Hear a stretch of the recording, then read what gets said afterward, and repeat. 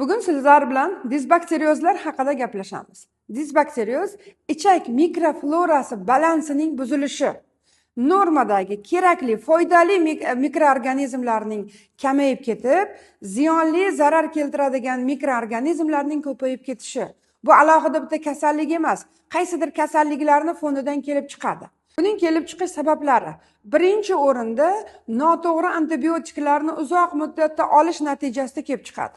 Undan keyin noto'g'ri ovqatlar, masalan, shakar, oq un, fast foodlarni ko'p iste'mol qilishi, asab sistemasining buzilishi, ichak infeksiyalari, uyquning normada bo'lmasligi, gormonal dorilarni ko'proq iste'mol qilish va oshqozon ichak sistemasi kasalliklari, kolitlar, gastritlar, pankreatitlar va immunitet pasayishi natijasida kelib chiqadi.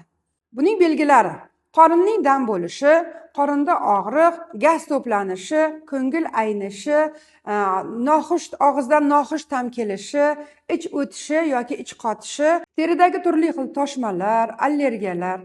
Bolalarda esa ishtahaning pasayishi va vazn olmasligi, ozib ketishi kuzatiladi. Qanday tekshiriladi? Axlatni bakteriologik tekshirish kerak. Ya'ni koprogramma qilish kerak. Undan tashqari UZI qilish mumkin, umumiy qon tahlili va gastroskopiyalar qilinadi. Davolashda birinchi o'rinda asosiy keltirib chiqariladigan sabab, ya'ni asosiy kasalliklarni davolash tadbirlari qo'llaniladi. Undan tashqari normadagi mikroflorani yaxshilash uchun Linexlar, Bififortelar, Atsipol, Lactobalance va Aigarsino kapsulalarni ichish kerak. Prebiotiklardan inulin, Hilakforte, spirulin krial kasha bo'tqasi va fleksicino bo'tqalarini iste'mol qilish mumkin.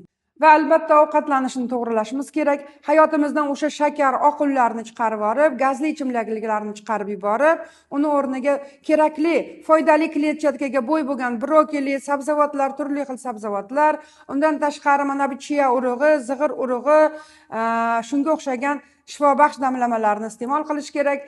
To'liqroq ma'lumot berish uchun kommentariyada 13 so'zini qoldirsangiz, to'liqroq ma'lumot beraman. Kuzatishda davom eting, obuna bo'lishni unutmang.